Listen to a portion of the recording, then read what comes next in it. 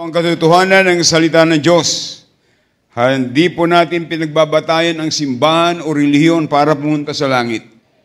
Tandaan po natin, last Friday ay andun po kami sa funeral ni Sister Lynn Katunaw at nandun lahat ng kanyang mga loved ones at ang pinakamaganda po ang mga naroroon, yung mga nadala niya sa Panginoon.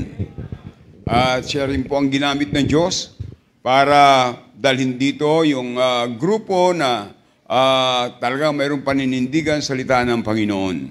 Salamat sa Panginoon sa kanyang buhay na siya ay ginamit. At ngayon po umaga, nais ko pong buksan po natin ang ating Biblia sa Book of Nehemiah. Nehemiah chapter 2. Nehemiah chapter 2. Tayo po ay magsayang lahat please bilang paggalang sa salita ng Diyos. Are you happy today? Yes. Amen. Well, salamat sa Panginoon sa inyong prayer. At alam nyo, pag kayo ay nagkakaedad na ay kailangan ay pati ang tulog ay maging maayos. And I'm learning. Opo, maraming salamat sa Panginoon. Siyempre, pag ikay nasa kabataan, 3 oras, pwede pa. Pero pag ikay nag-edad na ng 27, hindi na po. Kaya, salamat sa Panginoon na ang lahat ng bagay natututunan natin. Tandaan natin, ang Diyos ang nagbibigay o nagdadagdag ng taon. Sa Bible, ay ang sabi ng Bible, when you reach the age of 70, yung higit dyan ay bonus na ng Panginoon. Kaya, I'm praying for more bonus. No, at panalangin po natin, si Brother Jowo ay marami pang bonus ang kailangan niyan. Amen. Okay, Nehemiah chapter 2. Kung nakuha niyo na po, give me a loud amen. Basahin po natin ang verse 17 hanggang 20. Opo, salamat sa ating mga bisita na kasama natin ngayon. Thank you very much po sa inyong pagpaunlak. At sa lahat ng inyong pinuntahan sa buong buhay nyo, ito yung pinakamahalagang lugar na napuntahan nyo sapagkat dito itinuturo kung paano ang tao makatiyak ng langit. Ang katiyakan ng langit wala sa simbahan, wala sa relihiyon, wala sa salapi, wala sa karunungan ng tao, kundi kay Kristo lamang. Sapagkat si Kristo ang nagsabi, ako ang daan, ang buhay at ang katotohanan. Walang makaparoroon sa Ama, kundi sa pamamagitan ko. Hindi po si Maria. Dito po sa likod, may tinatayo sila diyang malaking building. At diyan po sa likod niya, sa itaas ay may nakalagay na doon itatayo si Maria. Yung parang rebulto ni Maria. Ay dito, maglalagay din po tayo sa taas. Lalagay natin si Kristo. Tapos may arrow, nakalagay, nakaturo doon, hindi siya. Kundi si Kristo. Amen? Alam nyo, it is a great challenge. Minsan pag ako'y nakakita ng mga Jehovah's Witnesses na ansipag, kasama ang pamilya, nagha-house to house, namimigay ng turing bantayan. Pero hindi sila iniwala na may impyerno. Akalain nyo yan, pamilya-pamilya po yan. Ang nakakalungkot sa mga Baptist na nagsasabing tiyak nila ang langit, pero hindi mo nakikita na sila ay nag-i-involve sa soul winning. Nakakalungkot yun. Yung mga Mormons, ang gaganda ng building nila. But it's not the building. The most important, what is in the building and what is the message of the people in the building. Tayo, walang pangunahing mensahe natin ay walang iba kundi si Kristo. Wala pong iba, ang Panginoon lamang. Amen? Kaya salamat sa Panginoon na meron tayong Bible, King James Bible, the inspired Word of God. Okay, Nehemiah chapter 2, verse 17. Basahin ko po yung verse 17, you read verse 18, hanggang maabot natin ang verse 20. Kung nakuha nyo na po, give me a loud amen. Verse 17, then said I unto them, ye see the distress that we are in, how Jerusalem lieth waste, and the gates thereof are burned with fire. Come, let us build up the wall of Jerusalem, that we may be no more a reproach. Then I told them of the hand of my God, which was good upon me, as also the king's word that he had spoken unto me. And they said, let us rise up and build. They strengthened their hands for their good works. But when Sanballat, the Horonite, and Tobiah, the servant, the Ammonites, and Geshem, the Arabian, heard it, they laughed us to scorn and to despise us, and said, what is this that ye do? Will ye rebel against the king? Then answered I them, and said unto them, the God of heaven, he will prosper us. Therefore, we his servant will arise and build, but ye have no portion, nor right, nor memorial in Jerusalem. Dakilang Diyos, salamat po sa inyong biyaya sa aming buhay. Salamat po sa inyong salita. Salamat po sa kalakasan ng aming katawan, Panginoon, na kami ay dinala niyo sa bahay-sambahan. Ang kailangan po namin ay spiritual strength. Dalangin po namin, Panginoon, na lagi na ilagay niyo po sa aming puso yung kagalakan para sa inyong salita. Pagpalain niyo po ang lingkod niyong gagamitin, gayon din po ang bawat makikinig. Dalangin po namin ang aming mga bisita kung mayroon pang hindi pa nakatiyak ng langit. Ngayong umaga ay maging maliwanag sa kanila ang simpleng paraan ng kaligtasan. Panginoon, maaari mayroon kayong mga anak dito na nangangailangan ng revival. Dalangin po namin, Panginoon, muli niyong buhayin, pasiglahin ang aming pananampalataya. Patawad po sa iyong mga pagkukulang at pagkasala. Pangalan niyo lang po ang siyang aming maitaas sa pangalan ni Jesus. Amen. Thank you, and be seated, please. Ngayon pong umaga ay nais ko pong bigyan natin pansin ang mga talatang ating binasa. At ito po ay mayroong spiritual application. Tandaan po natin sa Old Testament, it is specifically, it's about the Israel, yung bayan ng Panginoon. Kaya nga Israel in the New Testament is the type of the local church. There is no such invisible church. You know, family of God is different from the church of God. The family of God, lahat ng mga taong makasalanan na nagsisi ay sila po tumanggap kay Kristo na sariling tagapagligtas. Ang sabi ng Bible, they become a member of the family of God. John 1:12, but as many as receive Him, to them give He power to become the sons of God. Pero ang Church of God, yan po ay itinayo ng Panginoon during His earthly ministry. Na yan pong simbahan, sabi niya, upon this rock, I will build my church. Who is the rock? Jesus Christ. Upon this rock, I will build my church. Yung church po doon ay hindi building. Yung po ay tao na binubuo po yung 12 alagad ng Panginoon ng kanyang inorganize, na yung po ay bautismo ni John the Baptist. Even Jesus Christ was baptized by John the Baptist. At simula po doon sa Jerusalem, ay binigay sa kanila ang Great Commission to go and preach the gospel, to evangelize the world. Kaya po, sa Old Testament, ating makita po rito, ang Israel ay bayan ng Panginoon. May pangako ang Diyos sa bayan ng Panginoon. Walang sino man, gaano man kalaki ng kingdom o bansa na lalaban dito ay hindi po sila mananalo sapagkat ang Diyos ay may pangako sa kanila. I will bless them that bless thee, and what? And curse them that curseth thee. Kaya wala po, lagi silang nasa victory side. Pero tandaan po natin yung mga Israelites ay nagkaroon ng katigasan ng kanilang puso.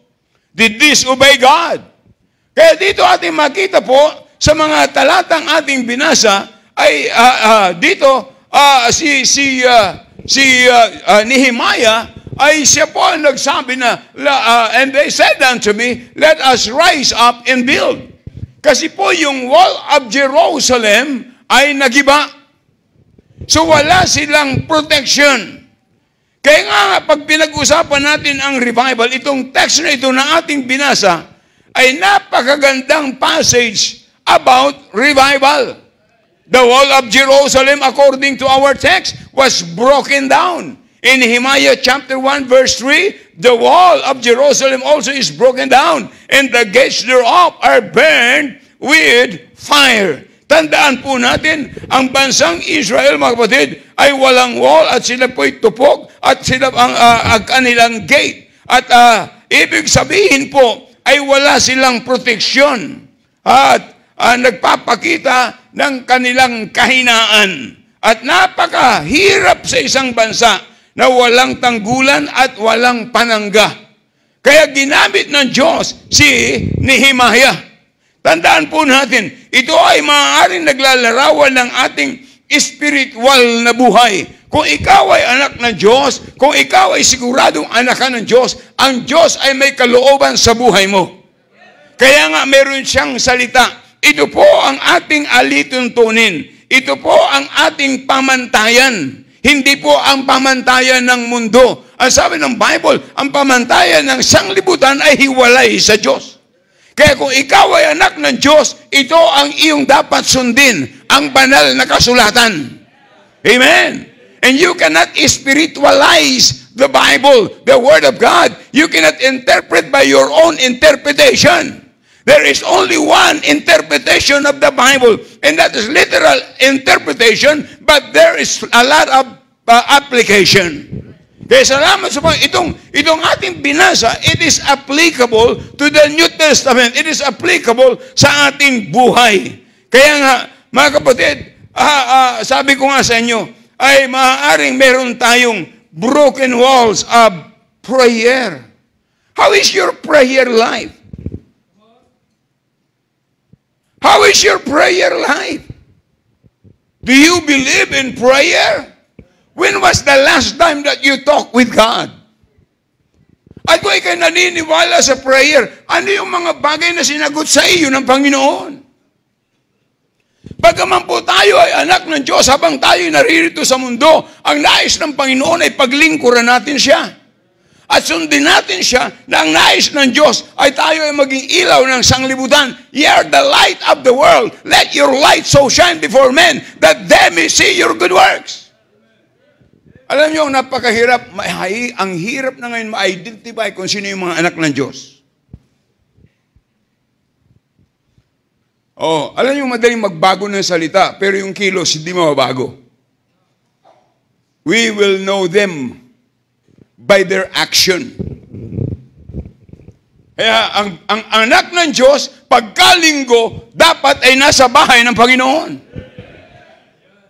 At kung pupunta tayo sa church, ay dapat manatili yung ating kagalakan.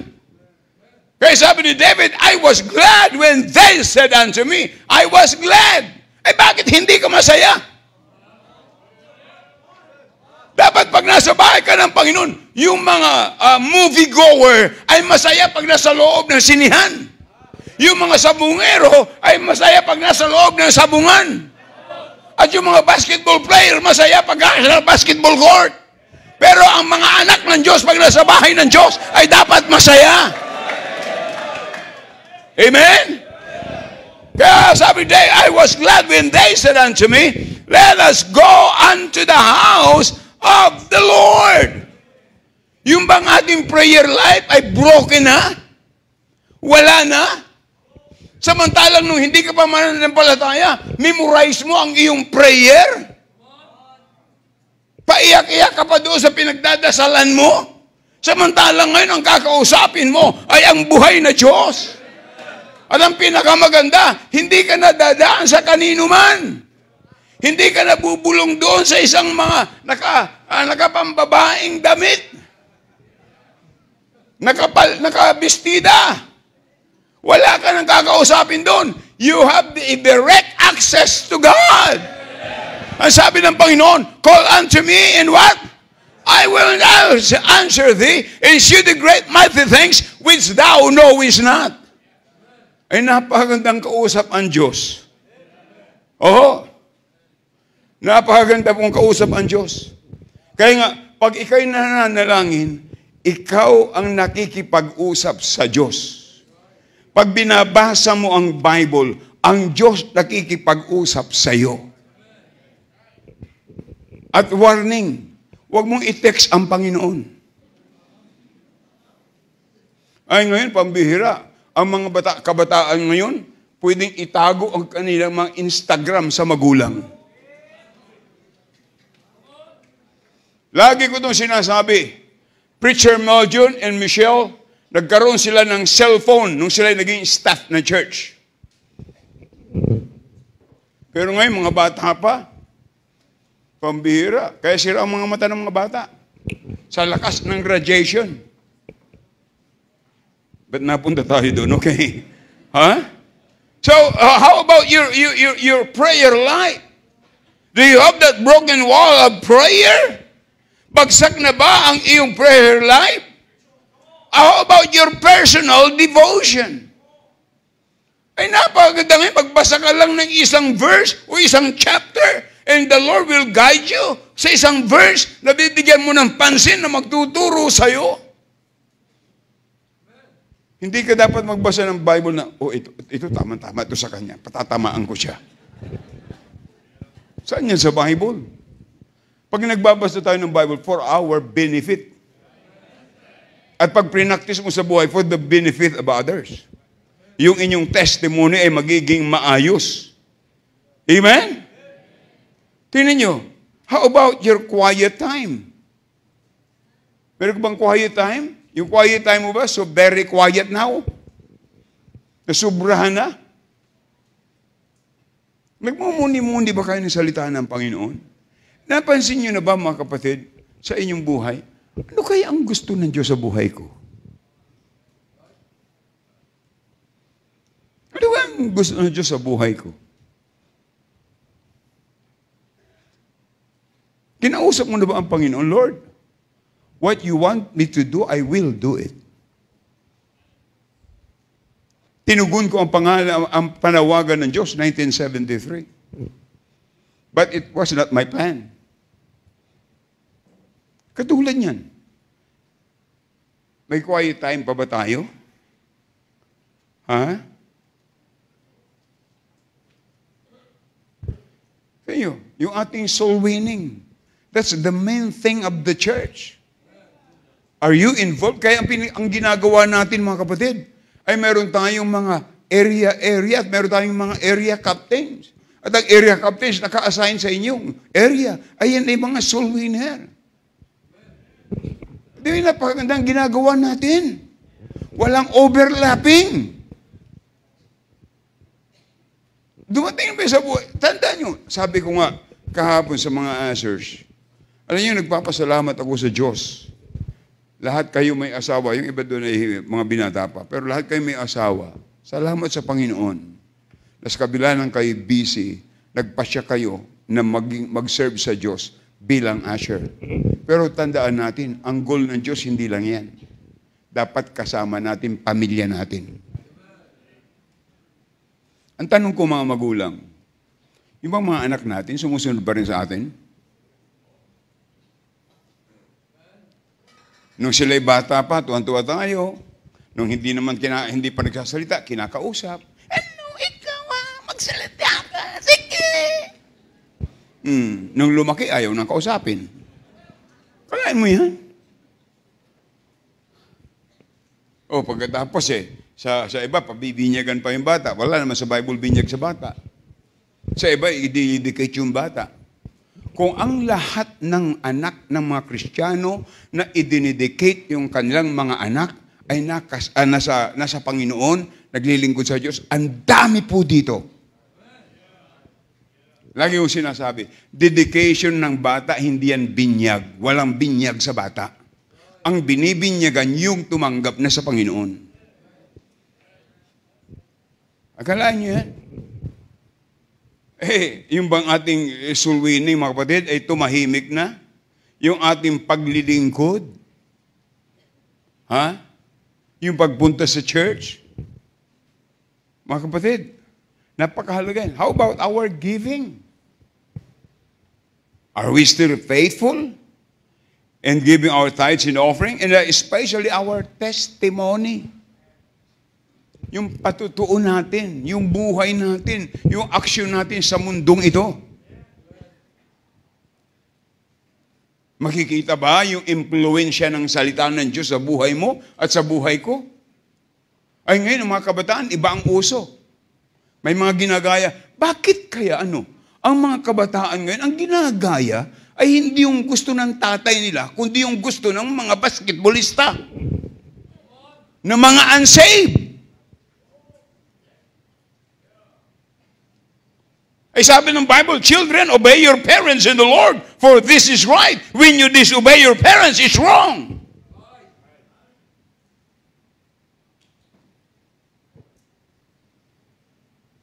Mga kapatid, dapat, kaya hirap, alam niyo, ang ating bansa, open sa gospel. Very open.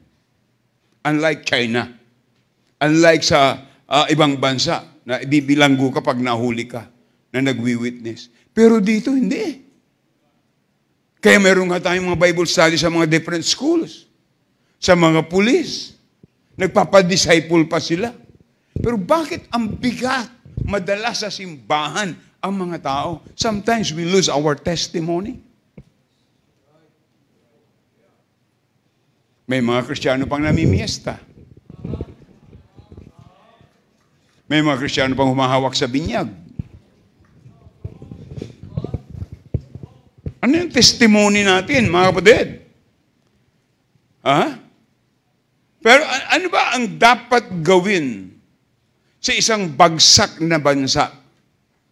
Ano ba ang dapat gawin sa isang bagsak na bansa, wasak at guho? Tandaan po natin, ito ay ang muling makapagtayo at muling maitayo. At yun ang goal ni Nehemiah, na sabi niya sa verse, sa Nehemiah chapter 2 and verse 17 to 18, and I said unto them, ye see the distress that we are in, how Jerusalem lieth waste, and the gates thereof are burned with fire. Come, let us build up the wall of Jerusalem, and we be no more reproached. Then I told them of the hand of my God, which was good upon me, as also the king's word that he had spoken unto me. And they said, yung mga tao ang nagsabi, and they said, let us rise up and build. So they strengthened their hands for these good works.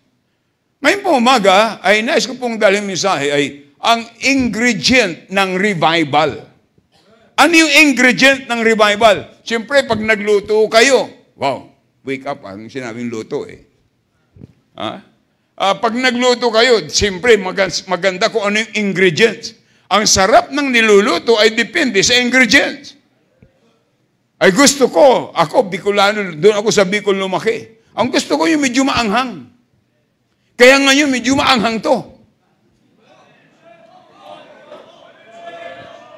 Kaya pagka maanghang, mas marami kang makakain kasi gusto mo alis yung anghang.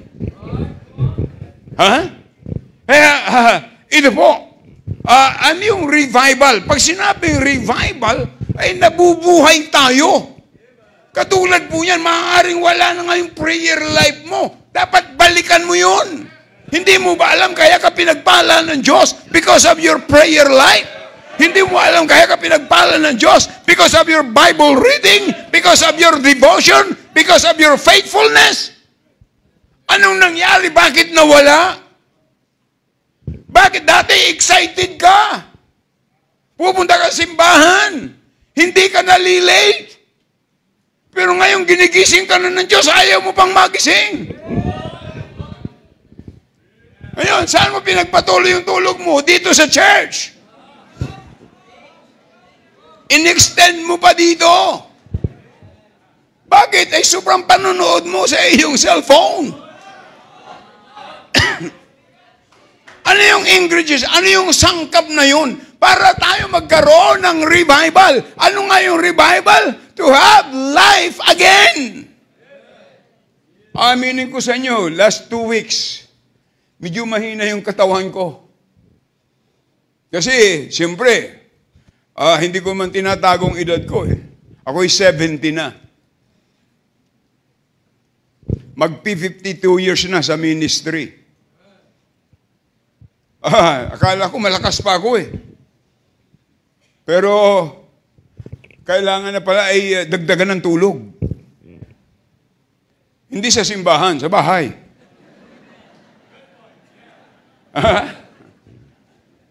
Kayong mga juniors, huwag kayong tatawa-tawa. Darating din yan sa buhay nyo. Kung aabutin pa kayo maging senior. Alam nyo, ang daming senior natin dito sa simbahan ngayon. Huwag natin ikahiya ang ating edad. So, dito makikita natin, paano tayo ma-revive? Babalik yung sigla. So, may mga bagay sa buhay kung inalis ko talaga. Maaga na ako matulog. Minsan, alam nyo, lalo nagsisimula ng panggawain dito, lalo nagbibuild ng building, magtatrabaho kami hanggang 8 o'clock ng gabi. Minsan hanggang 9 o'clock pagkatapos nun, magbabasketball pa kami. That was before. Pero pag mahina ka na, mahina ka na. Ang kailangan mo yung magpalakas ka. Sabi ko, Lord, if you will give me another 20 years, I'm going to use it for your glory. That's my life. My life does not belong to me. God owns me. Dapat ganun po ang ating buhay. Marami mga tao nag-retire sa kanilang trabaho sa secular, walang ginagawa ngayon sa Panginoon. Kanta lang ng kanta ng I shall not be moved. Mga kapatid, naka-retire tayo sa gawain sa secular. You need to redeem the time. That's the time for you to serve God more. Amen. So, tinan niyo po, sabi na, let us rise up and build. Number 1 ingredient.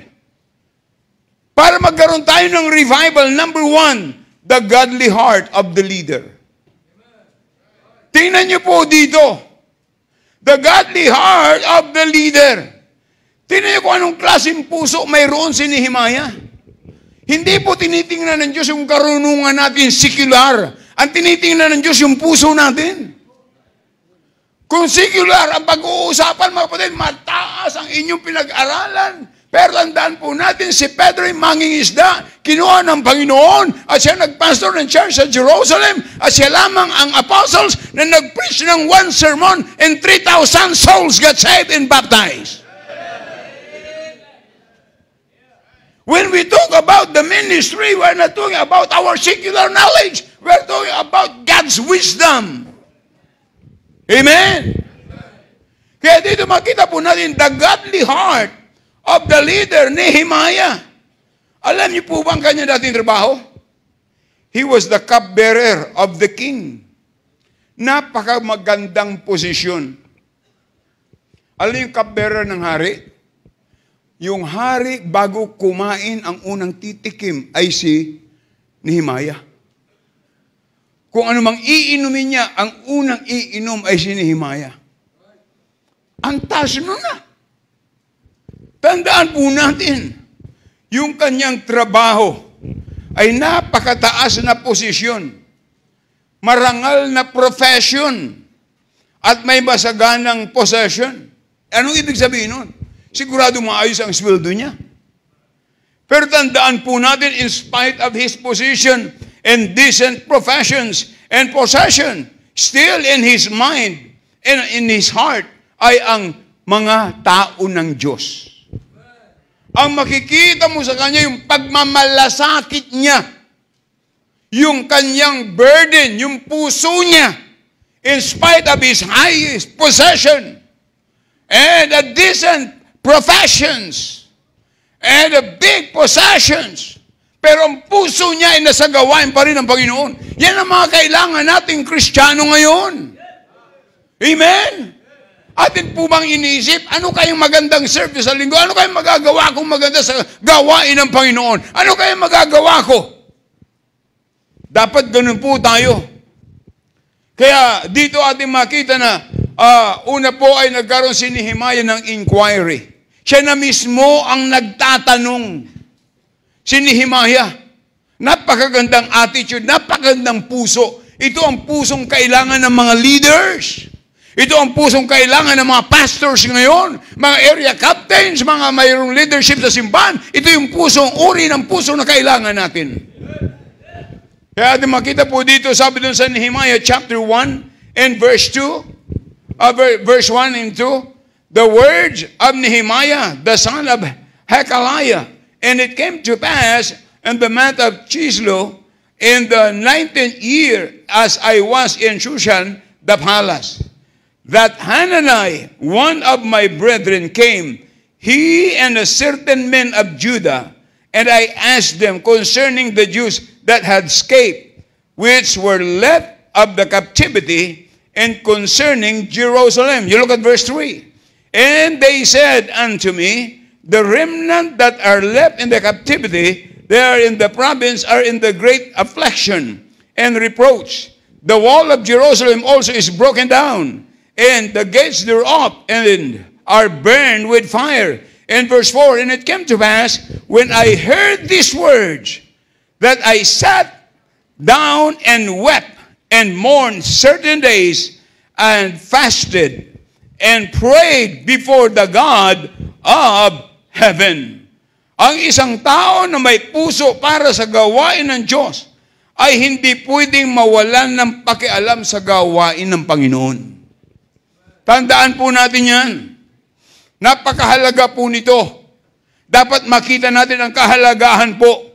Dapat lahat ng totoong Kristiyano na nagmamalasakit sa gawain ng Panginoon, it will happen if you have a godly heart.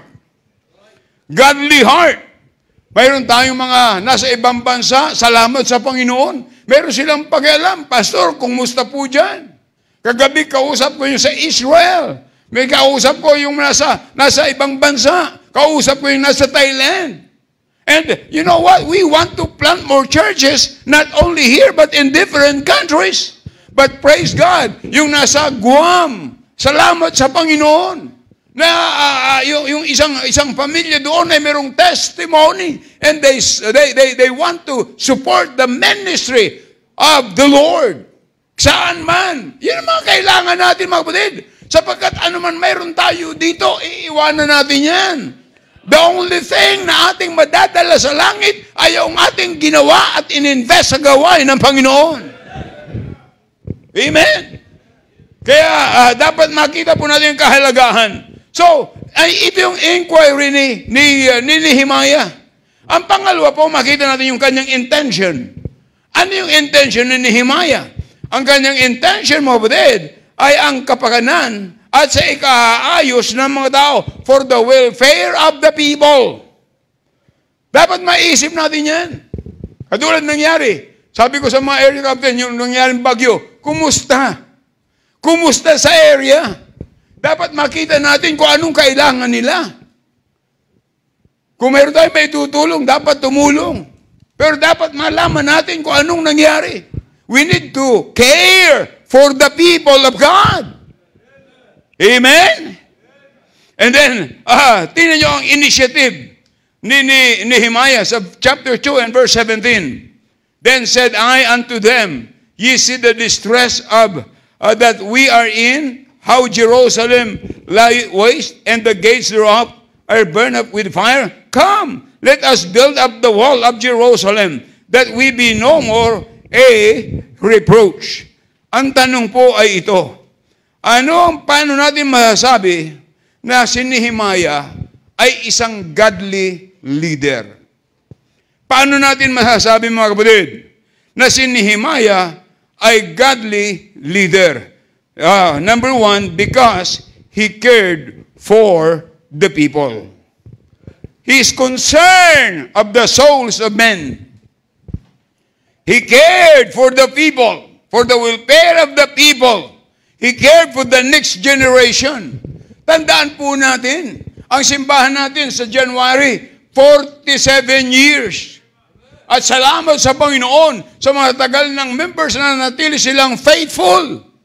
Pero salamat sa Diyos, mga kapatid. Pero hindi lang po dyan magtatapos. We are not only care for the people this time, but the next generation. Kaya nga sa ating Sunday School, yung mga bata, ini-expose natin sila. At pinapakanta para makita niyo po ang kahalagahan ng pagpapalaki ng mga bata. Makita natin na sila ay naglilingkod sa Panginoon. Salamat sa Panginoon sa mga nagtapos na, ngayon ay nagtatrabaho, na sila bata pa lang nandito. Itong mga orchestra members nito, ako, mga baby lang yan, pero tinan niyo sila ngayon, ginagamit ng Panginoon. Ay ba mga Sunday school teachers, ay ba mga preachers. Alam niyo, dapat po ganun ang ating pagpapalaki sa ating mga anak. Are you listening? Are we concerned? Are we concerned? Do we care for these people? Do we care for the next generation? Tingnan niyo, sabi ng Bible, the people were in sin and suffering and shame. Obserbahan niyo po ang paligid. Minsan maglalakad ka, punta ka dyan sa... Kaya minsan ang mall hindi dapat sa mga bata eh. Makikita mo doon, uso na naman ng backless. Ang iba nga, parang nakabura na lang eh. Akalain mo yan. May lula nga, pambira, short, very short pa. Lula na yan. Akalain mo yan. Sabi ko, pinapayagan niya ng anak niya. Eh pag lula ko yan, papaluin ko yan eh. Oh, akalain mo, uso na ngayon. Backless. Tinignan niyo pa, nasa likod eh. Uso na naman ganyan. Hindi dapat ang Kristiyano magdamit ng ganyan. Pag ikaw ay anak ng Diyos, magmukha kang anak ng Diyos. Sabi ng iba, hindi naman tinitingnan pastor ng Diyos yung damit eh. Sino may sabi sa'yo? Bakit si Adan binigyan ng damit? Tsaka si Eva, magkaiba lang yun. Dalawa lang po. Isang babae, isang lalaki. Walang bading, walang tumboy.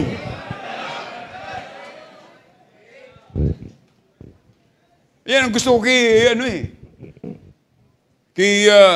sa presidente ng Amerika, kay Trump. There are only two sex, male and female. Dalawa lang nilalang ng Diyos. Lalaki at babae, walang balaki. Eh ngayon, kasalanan niya ng magulang, pinalaki niyong bakla ang inyong anak. Kaya sana ibalik uli yung C80 sa school. Ibalik yung C80, maganda yun eh. High school pa lang tinuturuan, paano tumayong lalaki? Meron, ako yung nasa second year high school, meron akong parang binabae kung mag-march. 1, 2, 3, 4, 1. Sinipa ko nga, hindi ganyan. Ako magsalita, kumusta kayo? Sabi ko, mabuti naman.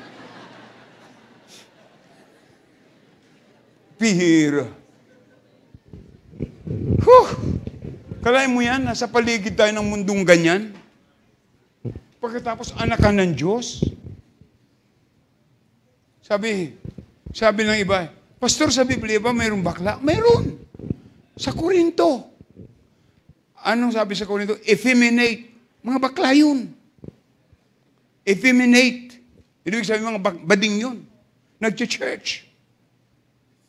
Wala namang masama doon. Kung mayroon ditong bakla, dapat kang masave para maging lalaki ka. Pero sa Amerika, makita mo, lalaki sa lalaki, mag-asawa. Same sex. Yung isa yata, 7. Okay. Hindi nyo nakuha, okay lang, pagdebosyonan nyo na.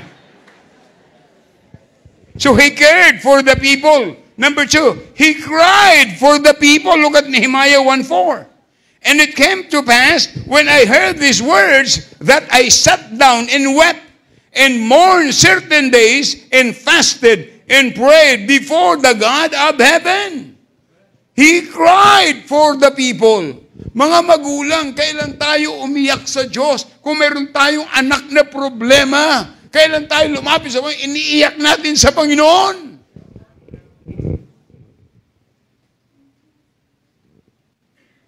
Mga kapatid,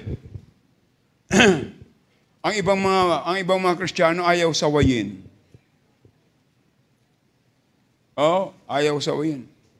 Kaya may mga simbahan na ngayon na hindi nananawa yung pastor. Ayaw mag-preach ng hard.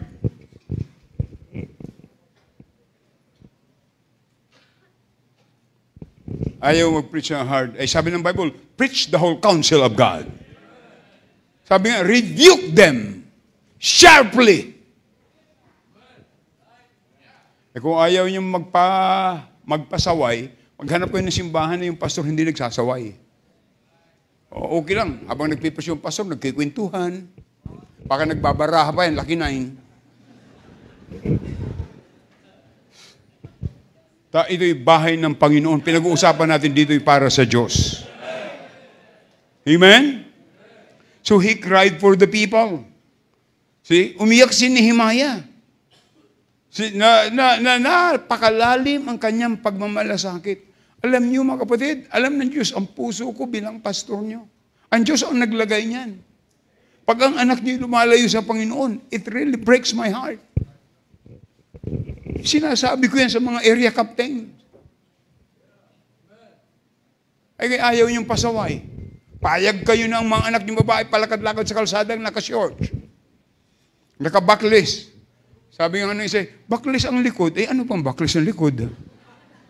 Backlist ang harap. Ha? Kaya magpasalamat tayo na mayroong simbahang ganito Okay lang sa ibang simbahan, ang mga choir member naka-short. Nakapantalon yung babae. Yung mga lalaki nakabistita.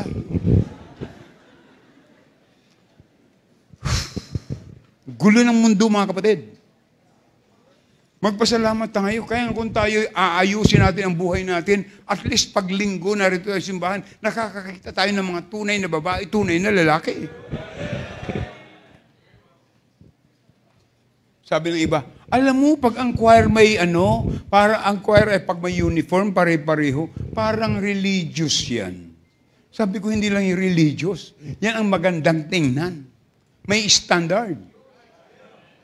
Ay kasi pagka walang standard, makita mo baka iba yung naka-miniskirt.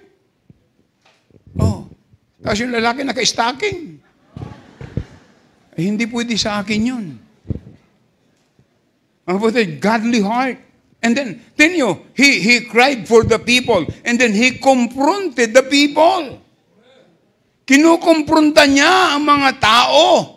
Tandaan po natin, dapat ay tayo po ay pagka ikaw'y sinaway ng iyong Sunday school teacher, sinaway ka ng pastor, nagpapakita lang yan na mahal ka. Amen. Yan, ma-revive tayo doon. Ay ngayon makita mo, mga babae, kung alin yung pambahay siyang suot, punta sa palengke. Akalain mo yan. Nasa labas. Minsan, ang lalaki very proud pa. Yung lalaki nakapantalon, yung asawa niya, hindi ko alam kung asawa, pero yung babae, naka-short. Very short. Baka may supporting verse pa yun. For all have sinned and come short. Tingnan niyo yan. Kinumpronta yun. Because of his what? Godly heart. Godly heart. And then hindi lamang, he confessed the sins of the people. Look at in verse 6, chapter 1. Let thine ear now be attentive, and thine eyes open that thou mayest hear the prayer of thy servant, which I pray before thee now, day and night, for the children of Israel, thy servant, and confess the sins of the children of Israel, which we have sinned against thee. Both I and my father's house have sinned. He confessed. Alam niyo, nakakahiya na halimbawa ikaw ay hindi ka sumusunod pagkatapos sasabihin ay miyembro yan dyan sa CBBC. Nakakahiya. Tandaan natin, whatever we do outside the will of God, kadamay ang simbahan. Kaya sabi ng Bible, we need to walk with God. Amen? So he challenged. Not only he confessed the sins of the people, but he challenged, he convinced them, and carried the people. He led his people. Nilid niya yung mga tao niya, mga kapatid. Tandaan po natin. Alam niyo, nakakalungkot, salamat sa Panginoon na itong si Nehemiah ay merong conviction, strong conviction, na ang gusto niya ay ang mga tao ay lumakad ng ayos sa kalooban ng Panginoon. At magpasalamat tayo, mga kapatid. But still, in 47 years, we practice the old-fashioned way, the old-fashioned doctrine, the old-fashioned song. Ngayon, minomodernize na ng maraming simbahan. Meron ng gitara, meron ng mga drums, meron ng pagkatapos sayawan na. My goodness! Hindi ho ganun. Ang iba nga, Bible Baptist, wala na. Wala na, hindi na pinadadala ng Bible ang mga members. Doon na lang sila sa monitor. Mga kapatid, pagpunta tayo simbahan, bring your Bible! Bring your Bible and be sure, ang puso natin ay right with God pag nag-aaral tayo ng salita ng Diyos. Amen! Ang iba ay, tandaan po natin, mga kapatid, ang ibang pastor takot mag-preach kasi baka daw hindi mag-offering. Mga kapatid, hindi po ako ganun. Hindi ako after sa bulsa, after ako sa puso nyo. Kaya ngayon sabi ng iba, alam niyo ang mga mayayaman ngayon? Pag hindi drug lord, gambling lord. Pag hindi gambling lord, praise the Lord.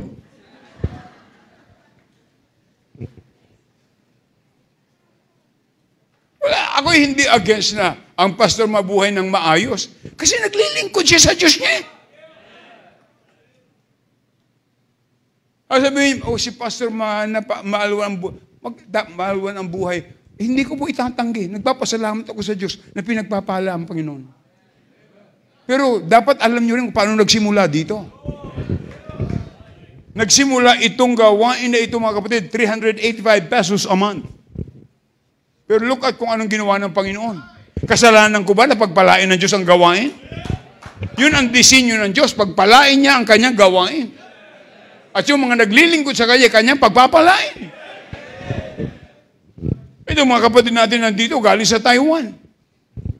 Ministry sa Taiwan, nagsimula yan sa ilalim ng isang puno ng bunggabilya, nawawalo lang kami. June 25, 1996. O tingnan nyo, nagsimula yung sa Singapore, sa isang gazebo, 26 lang kami. Mga kapatid, design ng Panginoon yan. Kahit sa'yo, ang design ng Diyos, i-bless ka niya. Pero kailangan kang sumunod sa Kanya. Ikaw ba'y matutuwa na suportahan mo yung anak mong rebelde sa'yo? Mga kapatid, ay dapat yung matutunan natin ito. Sumunod tayo sa Panginoon. Amen? Okay. Pangalawa, I said number 1, the godly heart of the leader. Tatapusin ko ito ng 11:30. 9:30 pa lang eh.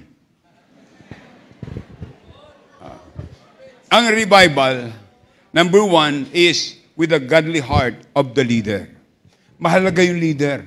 Kaya nga dapat yung pastor niyo, pinagpipray niyo. Your pastor and the family must be number 1 in your prayer list. Oh.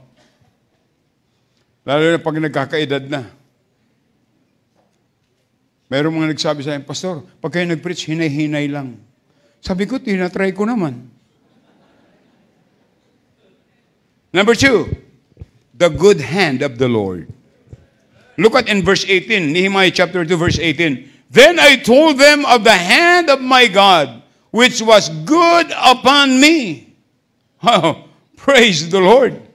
Then sa verse 17, then said I unto them, ye see the distress that we are in, how Jerusalem lieth waste, and the gates thereof are burned with fire? Come, let us build up the wall of Jerusalem, that we be no more a reproach. Then I told them of the hand of my God.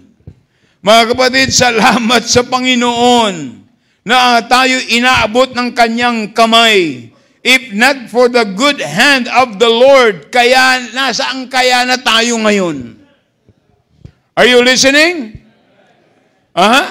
Akalain mo siguro na natawid natin yung kahirapan by the grace of God. That's because of the good hand of the Lord in your life.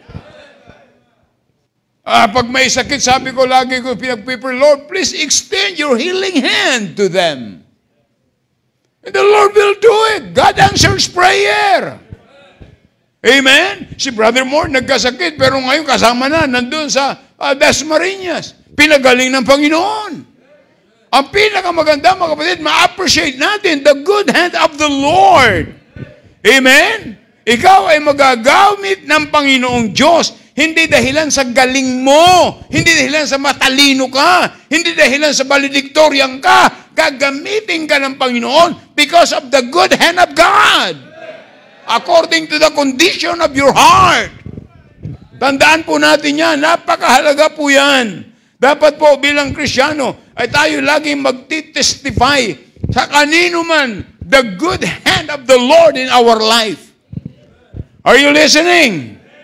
Tandaan po natin, the growth of the church is not because of the greatness of the pastor. No! It's because of the great grace of God in our church, in our life. Amen. Tandaan po natin. Pero ano masasabi kaya natin about the good hand of God? The good hand of God. Number one, it is a powerful hand. It is a powerful hand. Kasi ang sabi niya, then I told them of the good of the hand of my God, which was good upon me. Wow, it is a powerful hand. Hindi natin dapat tawaran o pwedeng gawin ng makapangyarihang kamay ng Diyos. Hindi natin pwedeng tawaran yun. Hindi natin pwedeng tawaran yan, mga kapatid. Mahalaga po, it is a powerful hand. Kayang abutin, hindi maiksi. Kaya, it is not only the powerful hand, but it is a providing hand.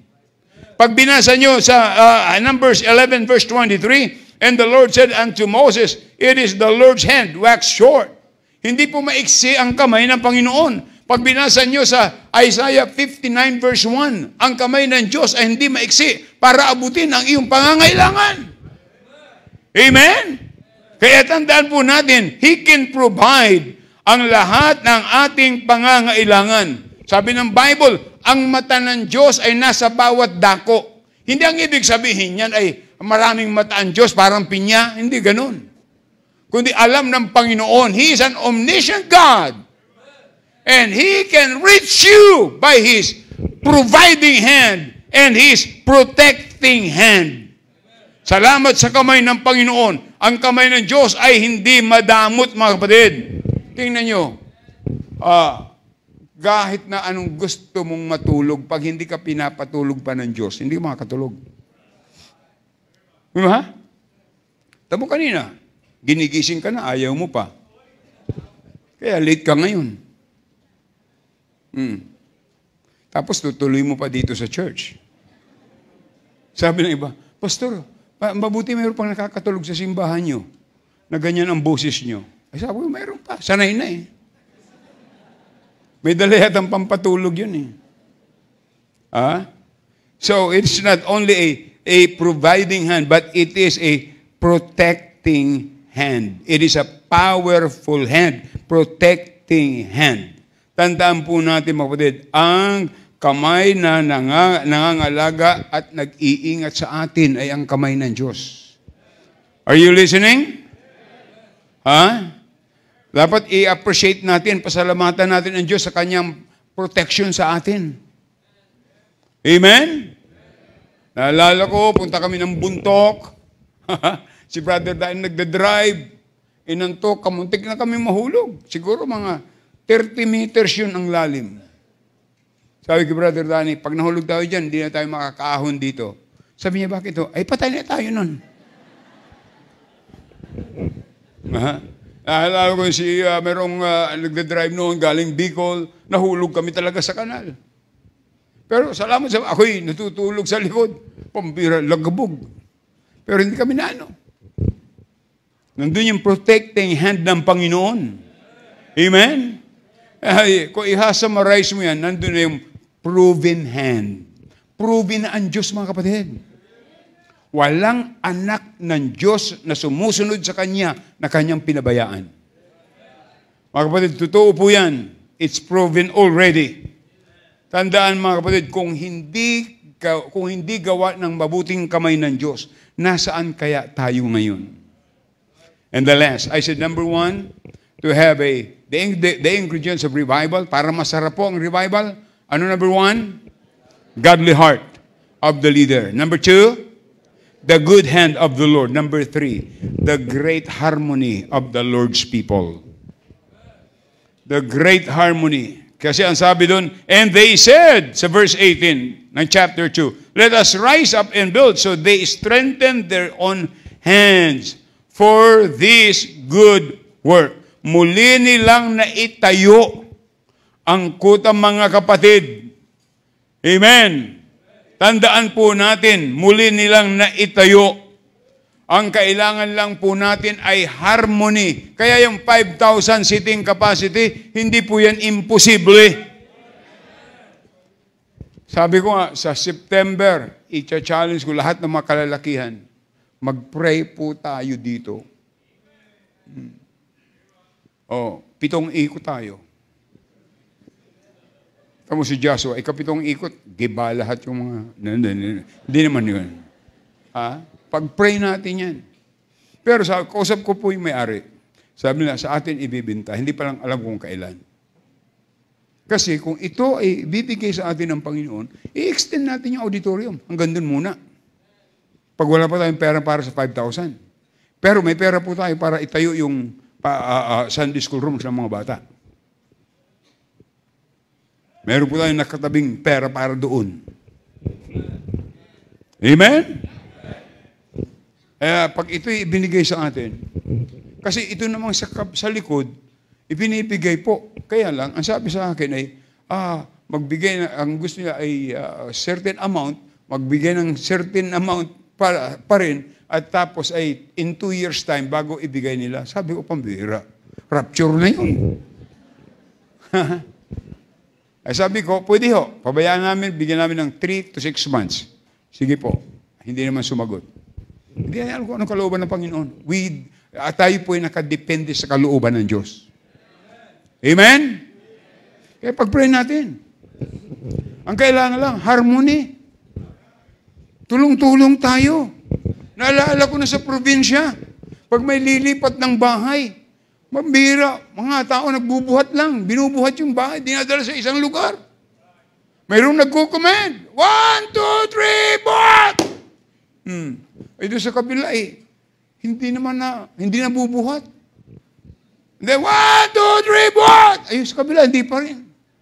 May nakita ang tao, nagbabaras-baras pa. Yun. Ang ibang members kasi pampabigat, hindi pampagaan eh. Amen? Dapat hindi ka nakasakay, dapat nagbubuhat ka. Tandaan natin mga kapatid, at alam nyo, nung itinatayo nila ni Nehemiah, meron silang kaaway. Against sa kanila, andun si Tobiah, andun si Geshem, at andun si Sambalat. Itong mga ito, hindi sila magkakasundo. Pero palibasa, parehas sila galit doon sa ginagawa nila ni Nehemiah. Nagkasundo-sundo sila. Pamilyar yan ano. Makita mo yan, magkakaaway. Pero nung sila parehas galit doon sa isang tao, nagkasundo-sundo na. Pero pagkatapos, magkakaaway na naman. Tandaan natin mga kapatid, ang kaaway po ng gawain ay hindi yung mga umalis. Hindi rin po yung mga chismoso. Hindi ho. Chismoso. Hindi ho. Ang kaaway ng gawain ay yan, Diablo. Kaya huwag natin gagawin yun. Pag ginawa natin yun, baka ma-insecure ang Diablo. Sabihin, inaagawan mo siya ng gawain. Are you listening? Tandaan po natin. wag tayong manira ng gawain ng Diyos. Oh. Iisa ang goal natin, mga kapatid. Hindi ito pasikatan, hindi payabangan. Kundi kailangan tayo maging humble para tayo magamit ng Panginoon. Napakahalaga po niyan.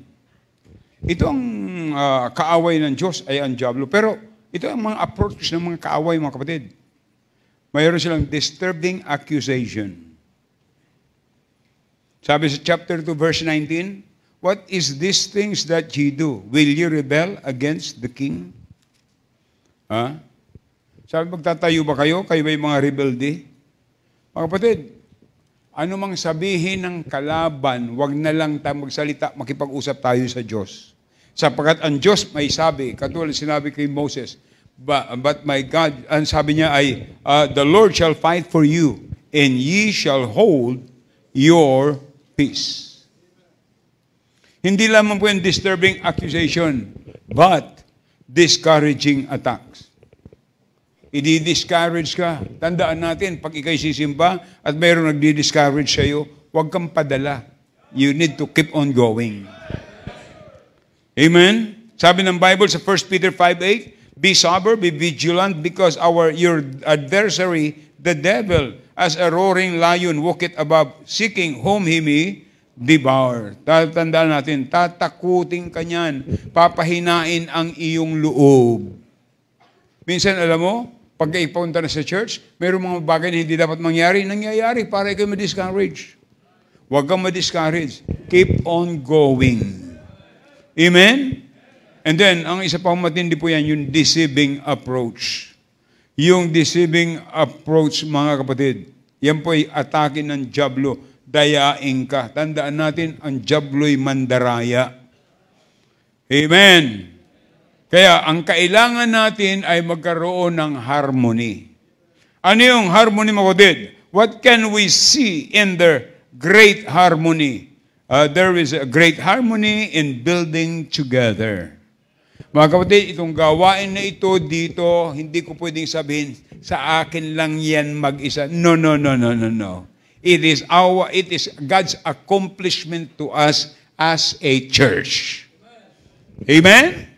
Eh di ba napakaganda no, may harmony tayo. Pag sinabing soul winning. Pag sinabing tayo ay mag-distribute ng tracts, kaya tingnan nyo, nakikita natin harmony pag mayroong motorcade, pag mayroong anniversary. Kaya nagkakaroon ng tagumpay ang gawain ng Panginoon. Ang kailangan tayo ay magkaroon ng harmony sa pakikipagbaka. At kinakailangan po great harmony in binding together. Wala akong iwanan. Walang iwanan. Sama-sama tayo, mga kapatid. Amen? O, tingnan nyo si Gideon. Ilan yung sundalo niya? 32,000. Lalabanan. See? 32,000. Sabi ng Panginoon, marami yan. Midianites ang lalabanan nila. Marami yan. Bawasan mo, binawasan ng Panginoon. Naging 10,000, nawala 22,000. Sabi ng Panginoon, madami pa yan. Bawasan mo pa. Binawasan ng 9,700. 300 lang. 300 nagtagumpay. Sila ang nanalo. Bakit po? May harmony. Amen? Pag ikay naging against sa leader, there's something wrong. Alam niyo, ito po ang sistema natin dito. Nagmi-meeting po kami ng mga area captains. Ipinipresent ko sa kanila. And I'm asking some suggestion and ideas. Because I am for a great ideas. Ideas according to the Word of God. Hindi po yung sulo kong karunungan. No. Kaya nagpapasalamat ako sa mga area captains na sila binibigyan din ng Panginoon ng idea paano natin maaabot ang mga tao at paano natin maaabot ang goals. Dapat po may harmony tayo. Hindi dapat natin lalabanan ang gawain ng Diyos. Are you listening? Katulad po niyan, Sunday afternoon service, dapat may harmony tayo dyan. Dapat nabalik kayo pagkalinggo ng hapon. Oh, pero maraming hindi bumabalik. Iyan ay Protestant spirit. Ang Baptist spirit ay andyan yan sa mga service. Oo. Kaya sabi ko sa inyo, ang ginagawa natin hindi sa relihiyon. Ang ginagawa natin, mga kapatid, ay salita ng Diyos. Kailangan po tayong ma-revive. Ikaw nakakaalam kung saan ngayon yung kahinaan mo. Saan ka ngayon nagkamali? Balikan mo pag tayo ay humingi ng lakas sa Panginoon. At kung kayo naririto ngayong hapon, ngayong umaga, ay hindi nyo patiyak ang langit, tanggapin nyo si Kristo sa inyong puso na sarili nyong tagapagligtas.